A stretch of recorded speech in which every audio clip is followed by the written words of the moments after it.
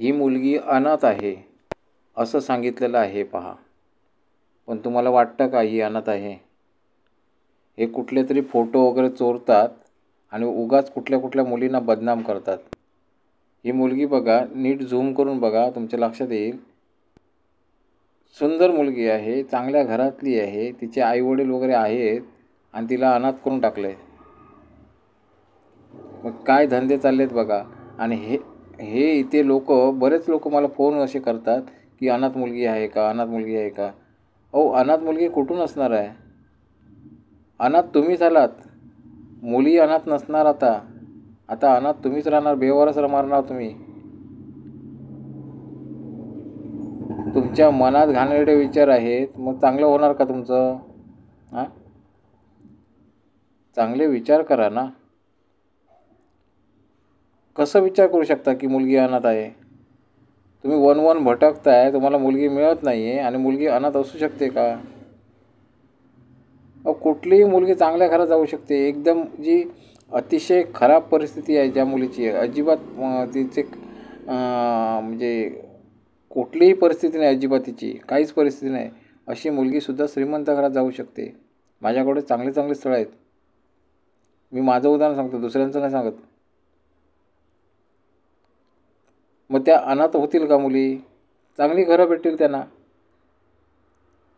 आज मुलांना मुली मिळत नाहीत, मोठ्या मोठ्या श्रीमंत मुलांना मिळत नाहीत. त्यामुळे मुलींची टंचाई आहे. मुलगी अनाथ नसते, एवढं लक्षात घ्या.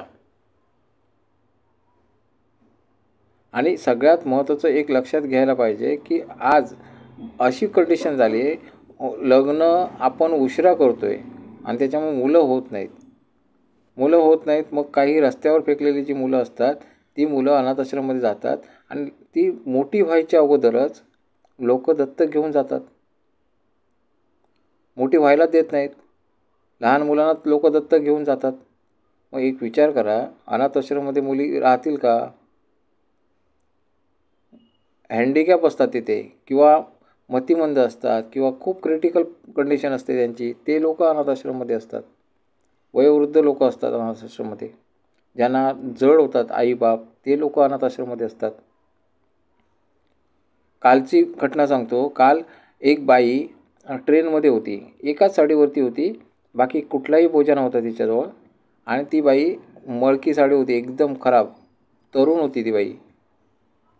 मला वाटतं तिच्या नवऱ्यानं तिला ट्रेनमध्ये सोडलं असणार. बिचारी फसली. ती कुठे जाणार? म्हणजे असे पण महाभाग असतात, मुली मिळत नाही आहेत आणि तुम्ही त्या मुलींना असं छळता. चांगली बाई होती ती, पण तिची अवस्था आता काय असणार आहे? तिला घर नाही, दार नाही. ट्रेनमध्ये काय काय तिला प्रसंग भोगावा लागणार. खायला तरी अन्न असेल का? जर कुठे तिने भीक मागितली, समजा भिक्षा मागितली, तर तिला कोणीतरी भिक्षा दिली तर ते पैसे तरी राहतील का तिच्याजवळ? कोणती लुटून घेऊन जाणार. तिला लुटणार ते वेगळं. अंगावरती जी साडी होती ती बघून मला अक्षरशः शहारे येत होते. मी फक्त 200 रुपये दिले तिला. मी देणार होतो, 1000 रुपये द्यायचे होते मला, पण मी फक्त आणि फक्त 200 रुपये दिले. जास्त पैसे दिले नाहीत. का दिले नाहीत जास्त पैसे? मी फक्त देवाजवळ एवढीच प्रार्थना केली, कोणी 10 रुपये, प्रत्येकाने 10,000 रुपये जरी दिले तरी तिचं पोट भरू शकतं. आणि तिला मी काय सांगितलं, कोणाचा ते आधार घ्या, असं भटकू नका, कोणाचा ते आधार घ्या, कारण फसणार तुम्ही, खूप मोठ्या संकटात पडणार. मित्रांनो, असं बरेच प्रकार असतात. तुम्ही हे बघा, एक वेळ एखादा पुरुष असता आणि तो जर असा बेवारस फिरतोय, तर तो कसाही जगू शकतो, कुठेही जगू शकतो, उपाशी राहायला भीक मागू शकतो, कुठे काय मोलमजुरी करू शकतो. पण बाई कशी राहणार? त्यात ती तरुण आहे, कशी राहू शकते ती?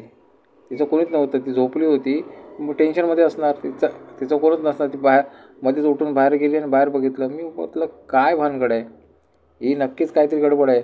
आणि बघतोय बोजा वगैरे नाही दिसले मला तिथे. मी जास्त पैसे द्यायचे होते मला, पण मी देऊ शकत नाही. कारण कसं, मी कशाला देणार होतो की तिने कपडे घेतले असते स्वतःसाठी, किंवा काहीतरी केलं असतं आणि कुठेतरी मोलमजुरी काहीतरी काम केलं असतं तिने. घरकामाला राहिली असती कुठेतरी. मला वेळही नव्हता, कारण संध्याकाळची वेळ होती, काळोख होता आणि मला वेळ नव्हता. तिला कुठेतरी काय ते एखादं घरकामाला कुठेतरी राहिली असती. आरामात निदान पोट भरलं असतं तिने तरी चाललं असतं. आता त्या बाईची चौकशी कोण करणार आहे? कोणी लक्ष देणार नाही. लोक दुर्लक्ष करणार. मग हे अनाथ आश्रममध्ये, हे लोक अनाथ आश्रममध्ये जातात. कोणीतरी पुढाकार घेऊन त्या अशा लोकांना अनाथ आश्रममध्ये टाकलं पाहिजे, ते सोडलं पाहिजे. पण कोणी लक्ष देणार नाही हे मला पण माहिती आहे. बिचारीच्या नशिबात जे काय आहे आता ती भोगणार आहे. पण एक विचार करा, तुम्ही जे फोटो बघताय लग्नासाठी ते तुपातले फोटो आहेत, सुंदर सुंदर मुलींचे फोटो, आणि ते अनाथ आश्रममध्ये वाटतात का? तुम्ही नोट करा. आज जनरल नोट करा, मुलगी लहान वयात येते आणि कुठेतरी फसते किंवा काय होते. नॉर्मली आई वडील असतात धडधाकट, सगळं पैसा अडका सगळा असतो, पण प्रत्येक मुलीच्या डोळ्याखाली बघा वर्तुळं असतात. का असतात? कारण प्रत्येक मुलीला टेन्शन आहे. पण तुम्ही जे फोटो बघता अनाथ आश्रमच्या नावाने, त्यांच्या मुलीच्या डोळ्याच्या खालती बघा वर्तुळ आहेत का? नाही दिसत. का दिसत नाही? कारण त्या मेकअप केलेल्या मुली असतात, छान छान मुली असतात. ते फोटो कुठून आणतात ते लोक, आणि ते फोटो तुम्हाला अनाथ आश्रमच्या नावाने दाखवतात आणि पैसा लुटतात. तुम्हाला वाटतं का अनाथ आश्रममधले आहेत? प्रत्येक मुलीला टेन्शन असतं, प्रत्येक मुलीला आपलं घर संसार सगळं टेन्शन असतं. त्याच्यामुळे जास्त करून मुलींच्या डोळ्याखाली वर्तुळ दिसतात. बघा, नोट करा. बऱ्याच मुली भरकटतात. त्याचं कारण काय? कारण त्यांना योग्य वेळी योग्य जोडीदार पाहिजे असतो, पण तुम्ही मात्र नको तिकडे फिरत असता.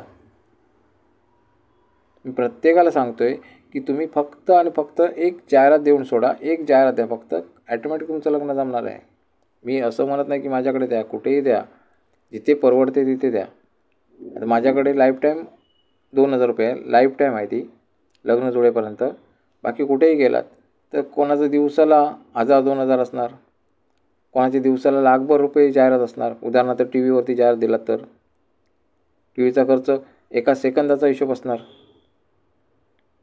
मोठमोठ्या कंपन्या देतात बघा, जाहिरातला प्रचंड पैसा लागतो. आणि मी फक्त आणि फक्त 2000 घेतो आहे. हे का करतो आहे? एक सामाजिक सेवा ह्या दृष्टिकोनातून मी काम करतो आहे. कारण मी प्रचंड डोनेशन पण दिलं आहे. ज्यांची अजिबात ऐपत नाही अशा लोकांसाठी मी वेबसाईट ठेवलेली आहे, पूर्णपणे फुकट. मला एकही रुपया द्यायचा नाही, सुरुवातीलाही नाही आणि नंतरही नाही. पूर्ण मोफत ठेवली आहे. हे मी का केलं? पण कोण लक्ष देत नाही आहे. लक्ष नाही दिला तर तुमचं होणार आहे का? नको ते फोटो बघता. फोटो बघायचे आहेत, कितीतरी चित्र अशी तुम्हाला बस स्टँडवर बसलात तर दिसेल. पोरीच बघायचे असतील तर लाईव्हमध्ये बघा. कुठे फसू नका. मी कितीतरी व्हिडिओ टाकलेत, कुठेच फसू नका. फोटो दाखवून जे लग्न जुळवतात ना, ते सगळे फ्रॉड आहेत, हे लक्षात घ्या. जेवढे मॅट्रिमोनी फोटो दाखवतात आणि लग्न जमवतात ना, लग्न जमवतो म्हणून सांगतात, जमवत नाहीत ते सगळे A to Z matrimony fraud आहेत. एक पण चांगली नाही मॅट्रिमोनी त्याच्यात. जर खरंच लग्न जमवायचं असेल त्यांना तर फोटो दाखवत फिरणार नाही ते. आणि फोटो दाखवून लग्न जमतात का? अहो तुम्ही फोटो तो बघितला, त्या मुलीला चाललं पाहिजे ना, ती होकार देईल का तुम्हाला? हा विचार केलात कधी? नाही. पण नको ते काही बघत बसता तुम्ही. आणि काय करता त्याने? काय निष्पन्न होतं त्याने? मग गेट पास 7000 रुपये. कुठला गेट पास? का मुलीला का डांबून ठेवलं आहे? काय बारमध्ये आहेत त्या मुली? गेट पास डांबून ठेवलेलं आहे, ते दाखवायला गेट पास लागणार. कुठला गेट पास? मला उत्तर द्यायचं कमेंटमध्ये. कोण जर असं कोण अनाथ आश्रमाला असेल आणि तो कोण गेट पास लावत असेल मुलींना, मला उत्तर द्या कमेंटमध्ये. काय धंदे चालले ते? मी प्रचंड लोकांना बघतोय आणि प्रचंड लोक मला कॉल करून सांगतात, मी असं फसलो, तसं फसलो, अमुक ठिकाणी असं झालं. अरे फसलात कसे? तुम्हाला एवढी अक्कल नाही आहे की एवढी सुंदर मुलगी तुमच्या नशिबात येणार कुठून आहे? तुम्हाला कोण नॉर्मल म्हणजे बेवारस कोण तुम्हाला बघत नाही आहे. तुम्हाला कोण घरात विचारत नाही आहे, बाबा लग्न करतो आहेस का किंवा काय? कोणी विचारलं आहे का तुमच्या नातेवाईकांनी? नाही. मग तुम्ही एक स्वप्नात कसा विचार करू शकता की एवढी सुंदर पोरगी तुम्हाला भेटणार आहे? 4 पैसे कमवा, ॲटोमॅटिक पोरगी भेटणार तुम्हाला. तुमच्याजवळ पैसा नाही. आता त्या दिवशी एक बघितलं, एक सांगत होता मी जाहिरात दिली तुमच्याजवळ आणि मला मुलगीच आली नाही. म्हटलं मी काय करू? नाही रिस्पॉन्स नाही आला म्हणून सांगितलं त्याने. रिस्पॉन्स नाही आला तर मी काय करू म्हटलं. रिस्पॉन्स सगळ्यांनाच येतो असं नाही आणि येणार तुम्हाला पण. मतलब किती लोकांनी बघितले ते बघा. भरपूर लोकांना दाखवली जाहिरात. बऱ्यापैकी लोक बघणार. 1000, 10,000, 50,000 भरपूर लोक बघणार आणि तेव्हा कुठे रिस्पॉन्स येणार? लगेच रिस्पॉन्स नाही येत. तुम्ही जर बाशिंग बांधून बसला असाल तर माझ्याकडे जाहिरात देऊ नका तुम्ही.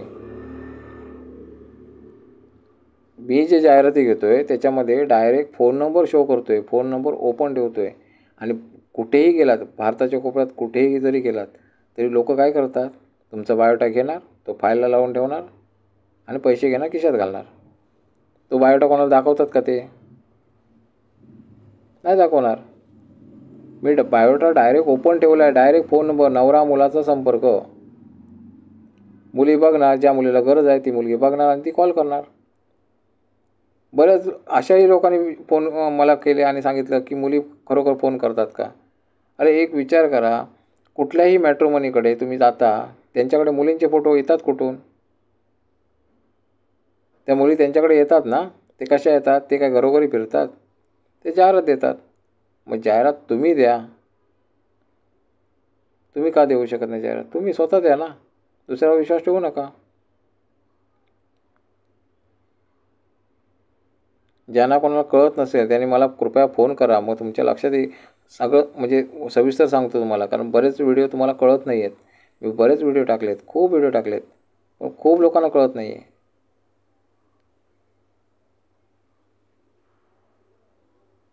मला सांगतो त्याने काय सांगितलं, रिस्पॉन्स आला नाही, मी काय करू? म्हटलं मर म्हणून सांगितलं त्याला. बाकी पर्याय नाही आहे. म्हटलं अजून कुठेच होणारच नाही. माझ्याकडे नाही झालं तर कुठेच नाही होणार. म्हटलं थोडं थांब ना. म्हटलं थोडं थांब, कारण थांबलास तरच होणार. लगेच नाही होणार आहे. लगेच तू आला आता हळद लावून बसला आहेस. मला काय माहिती होतं हळद लावून बसला आहेस तू? तुमची जेमतेम परिस्थिती असते.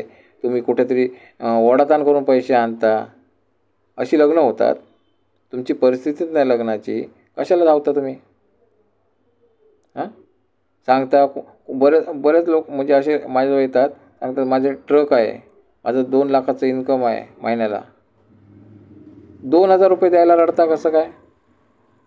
2 लाखाचं इन्कम आहे, फुटका मोबाईल घेऊन येता. आता जो मोबाईल असतो तो क्रॅक गेलेला असतो, डिस्प्ले नीट दिसत नाही. कितीतरी लोकांना बघितलं आहे. 2 लाख रुपये महिन्याला इन्कम आहे.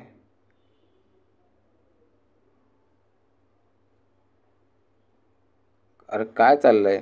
खोटं का बोलता तुम्ही? खोटं बोलायची काहीच गरज नाही. तुमचं सगळ्यांची लग्न होणार आहेत, पण खोटं बोलायची गरज नाही आहे.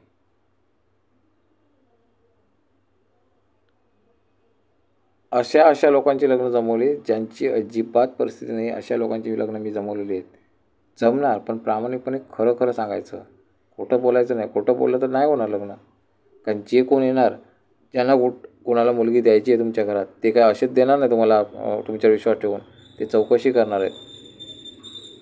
चौकशी केल्याशिवाय तुम्हाला कोण मुलगी देणार नाही आहे. जर तुम्ही खोटं बोललात तर बरंच भांडं फुटली आणि नंतर मग त्यांना धोका वाटला तर ते मुलगी देणार नाही आयुष्यात. त्यापेक्षा तुम्ही सांगा की बाबा माझा मुलगा केव्हा तरी ड्रिंक करतो किंवा केव्हा तरी असं म्हणजे क्लबवर जातो.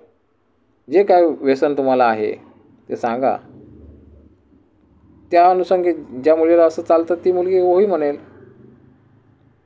असं काही नाही आहे.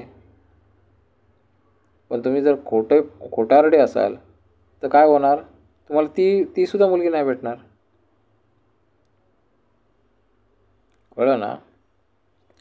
चांगलं विचार ठेवा, चांगले आचरण ठेवा आणि सगळ्यात महत्त्वाचं बघण्याचा दृष्टिकोन चांगला ठेवा. थोडंसं मेंदूला ताण द्या की अनाथ आश्रममध्ये मुली भेटतील का? थोडासा ताण द्या. हे जे फ्रॉड लोक आहेत ते लोक सांगतात अनाथ आश्रममध्ये आहेत मुली.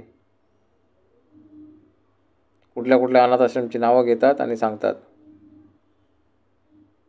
ही मुलगी बघा नीट, ही चांगल्या घरातली मुलगी आहे, उगाच तिला बदनाम केलेलं आहे. ठीक आहे, मी अमोल गावडे. कोणाला कॉल करायचा असेल मला तर माझा नंबर भेटण्यासाठी मला सबस्क्राईब करा. सबस्क्राईब केल्यानंतर तुम्हाला माझा नंबर दिसेल आणि नंबर दिसला मला कॉल करून सविस्तर बोला माझ्याशी. तुम्हाला सांगतो अनाथ आश्रम कसा असतो, कुठे असतो, सगळं सांगतो. धन्यवाद.